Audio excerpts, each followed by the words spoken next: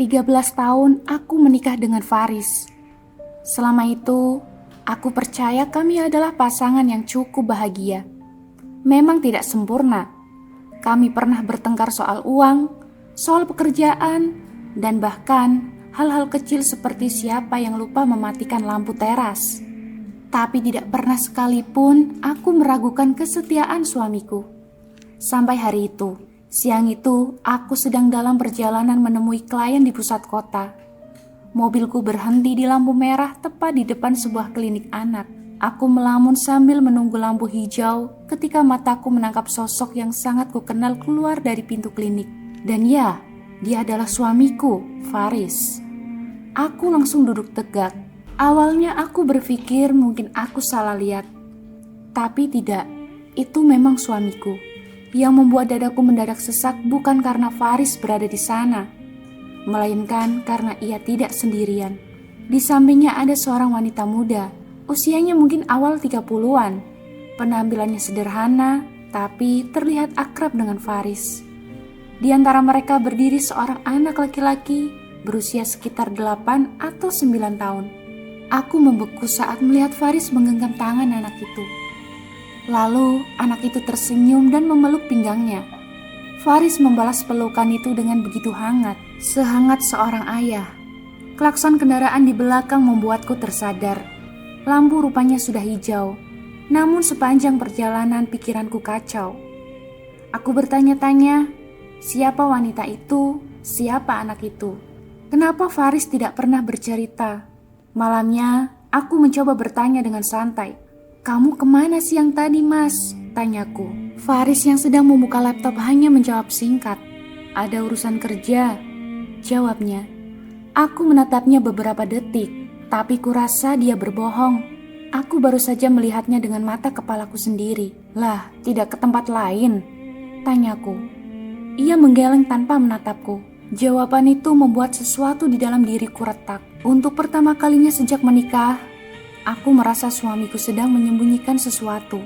Hari-hari berikutnya, aku mulai memperhatikan Faris lebih detail. Sesuatu yang sebelumnya tidak pernah kulakukan.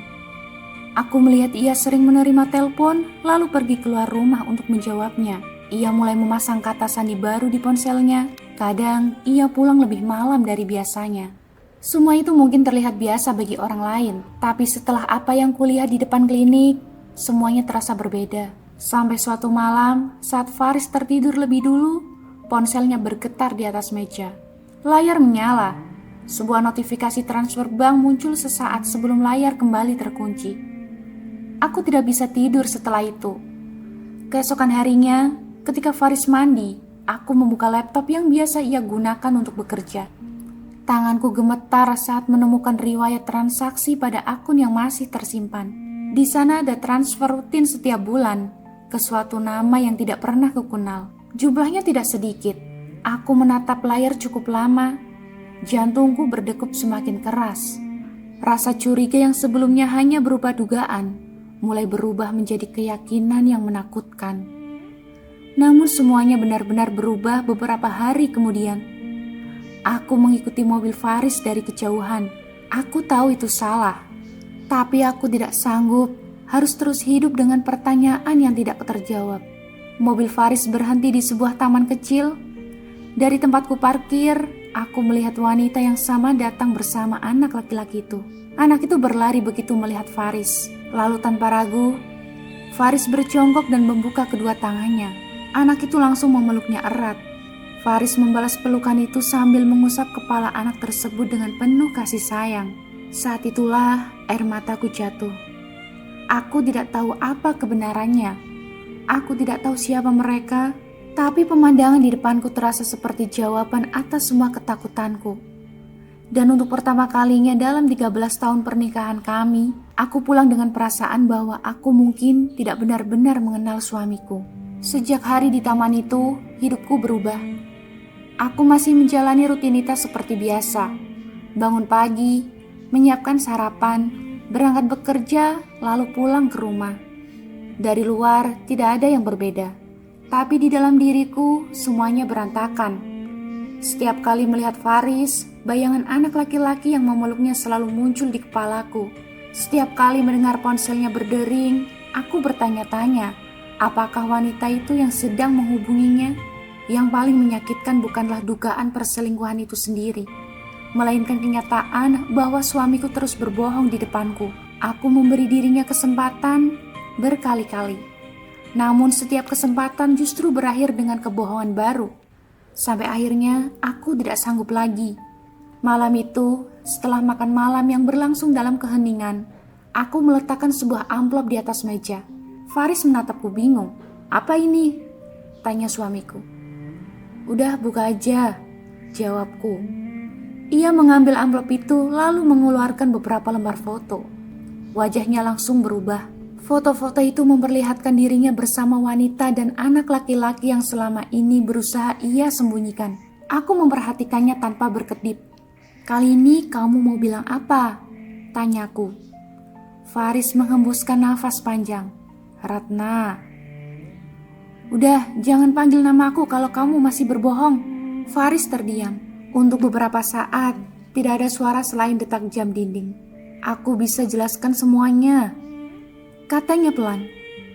"Kalau begitu, jelaskan sekarang," pintaku. Faris pun menunduk.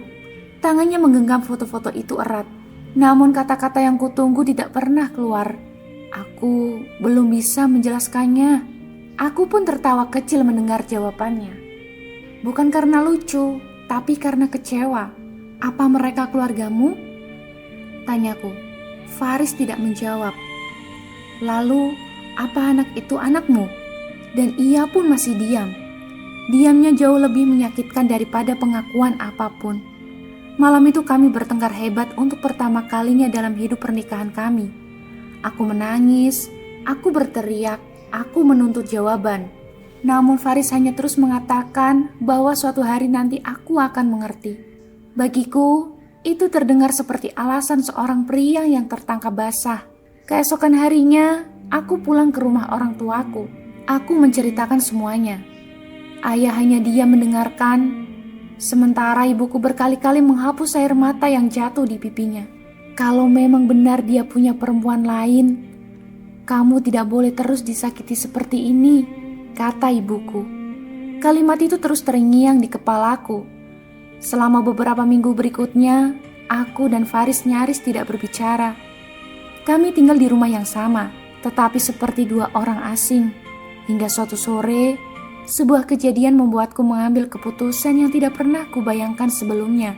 Saat sedang merapikan dokumen di ruang kerja, aku menemukan bukti transfer yang jumlahnya jauh lebih besar daripada sebelumnya. Transfer itu dikirim ke nama wanita yang sama, tanggalnya bahkan masih baru. Aku merasa darahku mendidih. Di saat rumah tangga kami berada di ujung tanduk, Faris masih mengirimkan uang untuk wanita itu. Malamnya, aku menemui seorang pengacara. Tanganku dingin saat menandatangani berkas konsultasi. Berkali-kali aku berharap seorang menghentikanku. Atau mungkin Faris sendiri yang datang menjelaskan semuanya. Tapi tidak ada yang terjadi. Beberapa hari kemudian, gugatan cerai resmi diajukan. Saat menerima salinannya, Faris hanya membaca beberapa menit sebelum meletakkannya kembali di meja. Aku menunggu reaksinya. Kemarahan ataukah penolakan? Atau setidaknya pembelaan. Namun yang kulihat justru sesuatu yang tidak kuduga, yaitu kesedihan. Faris menatapku lama sebelum akhirnya berkata pelan, "Kalau ini yang kamu pilih, aku tidak akan menghalangimu." Jawaban itu membuat dadaku semakin sesak. Aku mengira dia akan berjuang mempertahankan pernikahan kami. Tetapi kenyataannya, dia justru menyerah. Dan saat itulah aku semakin yakin bahwa keputusanku sudah benar. Namun malam sebelum surat panggilan sidang pertama tiba, seseorang meletakkan sebuah amplop coklat di depan rumah, tanpa nama pengirim dan tanpa pesan. Di dalamnya hanya ada beberapa foto lama. Foto Faris bersama wanita itu. Bukan 1 atau 2 tahun yang lalu, melainkan bertahun-tahun sebelumnya. Jauh sebelum aku mengetahui keberadaan mereka. Tanganku gemetar saat melihat tanggal yang tertera di bagian belakang foto. Karena itu berarti hubungan mereka sudah berlangsung sangat lama. Jauh lebih lama daripada yang pernah kubayangkan. Hari sidang pertama akhirnya tiba. Sejak pagi, aku sudah merasa gelisah. Meski akulah yang mengajukan gugatan cerai, melangkahkan kaki ke pengadilan ternyata tidak semudah yang kubayangkan. Gedung itu dipenuhi orang-orang yang membawa masalah mereka masing-masing. Ada pasangan yang datang sambil saling diam, ada yang masih sempat berdebat di lorong, ada pula yang duduk berjauhan seolah tidak pernah saling mengenal. Dan pagi itu, aku menjadi salah satu dari mereka. Faris datang beberapa menit sebelum sidang dimulai. Ia mengenakan kemeja putih yang biasa ia pakai saat menghadiri acara penting. Wajahnya terlihat lebih kurus dibanding beberapa bulan lalu. Untuk sesaat, aku merasa asing melihatnya. Pria yang dulu selalu membuatku merasa aman, kini duduk di seberangku sebagai pihak yang sedang kuhadapi di pengadilan. Sidang berjalan formal. Hakim memberi kesempatan kepada kami untuk menyampaikan alasan masing-masing. Dengan suara yang berusaha kutegarkan, aku menjelaskan semua yang selama ini kusimpan. Tentang kebohongan, tentang wanita yang selalu muncul dalam kehidupan Faris, tentang anak laki-laki yang diperlakukan seperti darah dagingnya sendiri. Aku juga menyerahkan sejumlah dokumen dan foto yang telah kukumpulkan. Saat berbicara, aku beberapa kali melihat Faris. Namun ia tidak membantah. Dia tidak marah, tidak juga berusaha menyela. Ia hanya duduk diam mendengarkan. Sikap itu justru membuat emosiku semakin tidak terkendali. Kalau memang tidak bersalah, kenapa dia tidak membela diri? Kenapa dia membiarkan semua tuduhan itu terus mengarah kepadanya? Ketika hakim mempersilahkan Faris memberikan penjelasan, seluruh ruangan menjadi hening. Aku pun menunggu. Begitu juga semua orang yang hadir. Faris berdiri perlahan, lalu mengucapkan kalimat yang membuatku semakin kecewa. Saya tidak bisa menjelaskan semuanya saat ini, kata Faris. Aku langsung memalingkan wajah. Jawaban yang sama lagi. Seolah selama ini aku hanya pantas diberi teka-teki. Hakim tampak heran. Saudara Faris, ini menyangkut rumah tangga Anda. Jika ada penjelasan yang dapat memperjelas perkara, sebaiknya disampaikan, kata hakim. Faris menarik nafas panjang. Akan ada waktunya, tapi bukan hari ini, jawabnya. Aku menggenggam tangan erat-erat sampai kukuku menekan telapak tangan. Dalam hati, aku merasa semua sudah jelas. Orang yang tidak bersalah tidak akan terus bersembunyi di balik rahasia. Setelah sidang selesai, aku keluar lebih dulu, namun langkahku terhenti di area parkir. Di kejauhan, aku melihat sosok yang langsung membuat dadaku berdebar. Wanita itu. Wanita yang selama ini menjadi sumber kehancuran rumah tanggaku. Ia berdiri tidak jauh dari pintu gerbang pengadilan. Wajahnya terlihat cemas. Beberapa kali ia melihat ke arah gedung sidang. Aku memperhatikannya dari jauh. Dan yang membuatku semakin terluka adalah saat Faris keluar beberapa menit kemudian. Mereka sempat berbicara. Meski aku tidak mendengar isi percakapan mereka, pemandangan itu cukup untuk kembali membuka luka yang belum sempat mengering. Malamnya aku tidak bisa tidur. Untuk pertama kalinya, aku mulai membayangkan hidup setelah perceraian. Rumah yang kosong, tak ada lagi suara Faris saat pagi hari. Tak ada lagi pesan singkat yang biasanya ia kirim ketika sedang bekerja. Anehnya, di tengah kemarahan yang masih tersisa, ada kesedihan yang mulai tumbuh perlahan. Aku membenci apa yang telah terjadi, tetapi aku juga tak bisa membohongi diri bahwa aku pernah sangat mencintai pria itu. Keesokan harinya, aku membuka lemari lama di kamar kerja yang sudah bertahun-tahun tidak kusentuh. Aku hanya ingin mencari beberapa dokumen pribadi. Namun di antara tumpukan map dan berkas, aku menemukan sebuah kotak kecil berdebu. Kotak itu berisi surat-surat lama. Sebagian besar adalah dokumen keluarga yang tidak penting. Sampai mataku tertuju pada sebuah amplop yang namanya ditulis dengan tulisan tangan Faris. Perlahan aku membukanya. Di dalamnya terdapat selembar surat yang tampaknya tidak pernah dikirim. Aku mulai membaca baris demi baris isinya.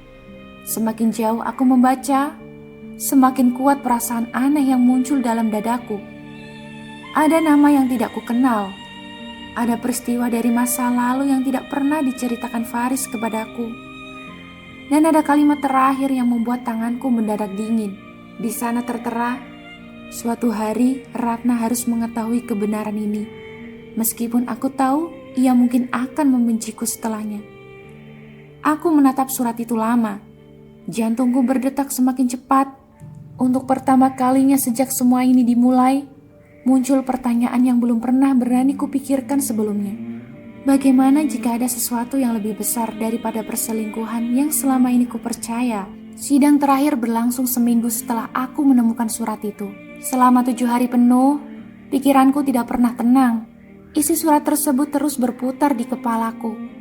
Aku mencoba menghubungkan semuanya, tetapi tidak menemukan jawaban yang masuk akal. Semakin kupikirkan, semakin banyak hal yang terasa janggal. Namun rasa sakit yang selama ini kurasakan masih terlalu besar untuk menghapus keyakinanku bahwa Faris telah mengkhianatiku. Pagi itu di ruang sidang terasa lebih ramai dari biasanya. Beberapa anggota keluarga hadir, bahkan orang tuaku ikut datang. Aku duduk dengan perasaan campur aduk. Di satu sisi, aku ingin semuanya segera berakhir. Di sisi lain, surat itu membuatku dihantui rasa penasaran yang tidak bisa kuabaikan. Ketika sidang dimulai, suasana berlangsung seperti biasa. Hakim menanyakan beberapa hal terakhir sebelum mengambil keputusan. Lalu tiba-tiba Faris mengangkat tangan. "Maaf yang mulia, sebelum putusan dibacakan, saya ingin menyampaikan sesuatu," kata Faris. Aku menoleh ke arahnya. Untuk pertama kalinya sejak proses perceraian berjalan, wajah Faris terlihat begitu tegang. Hakim pun mengangguk. "Silahkan." Faris berdiri perlahan, tatapannya mengarah kepadaku. "Ratna, maaf karena selama ini aku memilih diam." Aku pun tidak menjawab. Tapi ada alasan kenapa aku tidak bisa menjelaskan semuanya lebih awal, kata Faris. Ruangan mulai hening. Tak ada seorang pun yang berbicara. "Aku tidak pernah berselingkuh," imbuhnya. Kalimat itu membuatku mengepalkan tangan. Aku sudah terlalu sering mendengarnya. Namun kali ini Faris melanjutkan. "Wanita yang selama ini kamu lihat bernama Dian." Nama itu terasa asing di telingaku. "Dan Dian bukan kekasihku," kata Faris. Faris menoleh ke arah pintu ruang sidang. Beberapa detik kemudian, wanita yang selama ini kucurigai masuk ke dalam ruangan. Jantungku langsung berdegup kencang. Wanita itu juga tampak gugup. Matanya sembab seperti habis menangis. "Aku mengenalnya karena sebuah kejadian yang terjadi 13 tahun lalu," kata Faris. Aku mulai merasakan sesuatu yang aneh. 13 tahun lalu, itu tahun yang sama ketika aku melahirkan anak pertamaku. Anak yang hanya sempat hidup beberapa jam sebelum dinyatakan meninggal oleh rumah sakit. Luka itu tidak pernah benar-benar hilang dari hidupku. Bahkan hingga sekarang. Faris menarik nafas panjang sebelum melanjutkan. "Selama bertahun-tahun, aku menerima kenyataan bahwa anak kita meninggal saat dilahirkan. Dadaku mulai terasa sesak. Tapi 2 tahun lalu, aku menemukan fakta yang membuat hidupku berubah," kata Faris. Ruangan semakin sunyi. Tak seorang pun bergerak. Saat mencari dokumen lama di rumah sakit, aku menemukan ketidaksesuaian data. Aku mulai menyelidikinya sendiri, kata Faris. Aku merasakan tubuhku dingin. Perlahan, ketakutan yang tidak bisa dijelaskan mulai muncul. Setelah berbulan-bulan mencari, aku menemukan Dian, kata Faris. Air mata mulai menggenang di mata wanita itu. Dan bersamanya ada seorang anak laki-laki. Aku langsung teringat wajah anak yang selama ini kulihat bersama Faris. Anak yang kukira hasil perselingkuhan, anak yang kubenci bahkan sebelum mengenalnya, dan suara Faris mulai bergetar. Anak itu bukan anakku dengan Dian. Aku menahan nafas. "Anak itu adalah anak kita, Ratna," katanya. Aku menahan nafas. Dunia seakan berhenti berputar.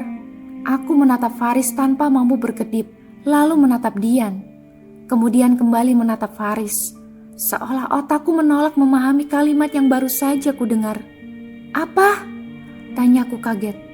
Tangisku pecah begitu saja. Faris juga menangis. 13 tahun lalu, terjadi kesalahan besar di rumah sakit. Anak kita tidak meninggal. Bayi kita tertukar dan dibawa pulang oleh orang lain, katanya. Kakiku langsung lemas, dadaku sakit. Selama 13 tahun aku hidup dengan keyakinan bahwa anakku telah tiada. Dan selama berbulan-bulan terakhir, aku menuduh suamiku berselingkuh dengan wanita yang ternyata membesarkan anak kandungku sendiri. Aku ingin memastikan semuanya terlebih dahulu sebelum memberitahumu. Aku tidak ingin memberikan harapan palsu, kata Faris. Tangisku semakin keras. Untuk pertama kalinya, semua potongan yang selama ini terasa tidak masuk akal akhirnya menyatu. Dari transfer uang, pertemuan diam-diam, dan di klinik, serta anak laki-laki itu. Semua bukan tentang perselingkuhan. Semua tentang anak kami, anak yang selama ini masih hidup. Dan di tengah ruang sidang itu, saat semua orang terdiam, aku menyadari satu hal yang menghancurkan hatiku. Selama ini aku tidak sedang kehilangan suami karena perselingkuhan.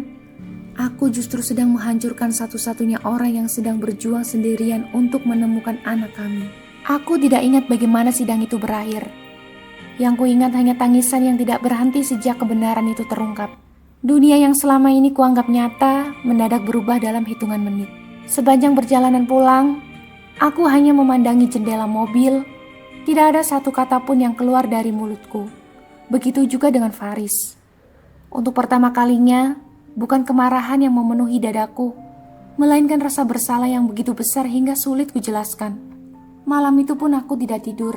Aku duduk sendirian di ruang tamu sambil melihat album foto lama yang selama bertahun-tahun kusimpan. Foto saat aku mengandung, foto kamar bayi yang pernah kami siapkan dengan penuh harapan, foto-foto yang selama ini selalu membuatku menangis karena mengingat anak yang kukira telah meninggal. Sekarang semuanya terasa berbeda. Anak itu ternyata hidup dan selama ini berada tidak terlalu jauh dariku. Namun yang paling menyakitkan adalah kenyataan bahwa aku telah menghabiskan berbulan-bulan menuduh Faris sebagai pengkhianat. Aku mengingat setiap kata kasar yang pernah kulontarkan, setiap tuduhan, setiap penghinaan, setiap kali aku menolak mendengarkan penjelasannya. Air mataku kembali jatuh. Menjelang subuh, aku memberanikan diri mendatangi ruang kerja Faris. Lampunya masih menyala. Ia sedang duduk sendiri di depan meja. Wajahnya tampak lelah. Mungkin karena selama ini ia memikul semuanya sendirian. Aku berdiri cukup lama di depan pintu sebelum akhirnya berkata pelan. "Kenapa kamu tidak memberitahuku sejak awal?" tanyaku. Faris mengangkat wajahnya. Matanya pun merah. "Aku takut kalau ternyata semua yang kutemukan salah.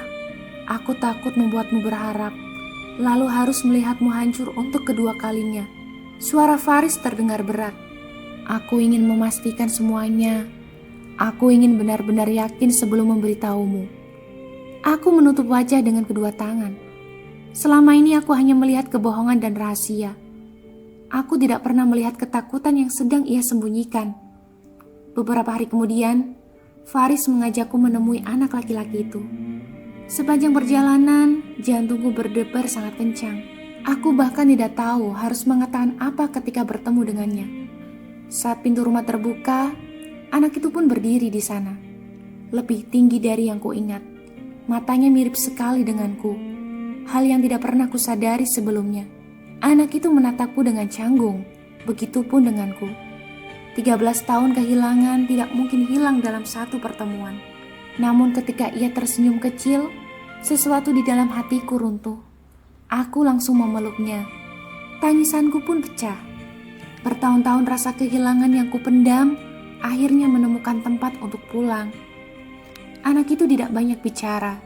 Ia hanya membalas pelukanku dengan ragu-ragu. Tapi bagiku itu sudah lebih dari cukup. Aku tidak bisa mengulang masa lalu. Aku tidak bisa mengembalikan tahun-tahun yang hilang. Namun setidaknya aku masih diberi kesempatan untuk mengenalnya. Kesempatan yang dulu kukira tidak akan pernah ada. Beberapa minggu setelahnya, aku resmi mencabut gugatan cerai. Tidak ada perayaan, tidak ada momen dramatis. Hanya dua orang yang sama-sama terluka dan sedang berusaha memperbaiki apa yang hampir hancur. Suatu sore, aku berdiri di depan makam kecil yang selama ini selalu kukunjungi. Makam yang selama 13 tahun ku anggap sebagai tempat peristirahatan anakku, aku menatap nisan itu cukup lama. Lalu untuk pertama kalinya, aku tersenyum di antara air mata. Bukan karena aku bahagia atas semua yang terjadi, tetapi karena akhirnya aku mengetahui kebenaran. Di belakangku, Faris berdiri bersama seorang anak laki-laki yang kini perlahan mulai menjadi bagian dari hidupku. Aku menoleh ke arah mereka, lalu aku melangkah menghampiri mereka, perlahan tapi pasti. Kadang-kadang, bukan pengkhianatan yang menghancurkan sebuah keluarga, melainkan keputusan untuk berhenti percaya sebelum kebenaran sempat berbicara. Dan kisah pun selesai.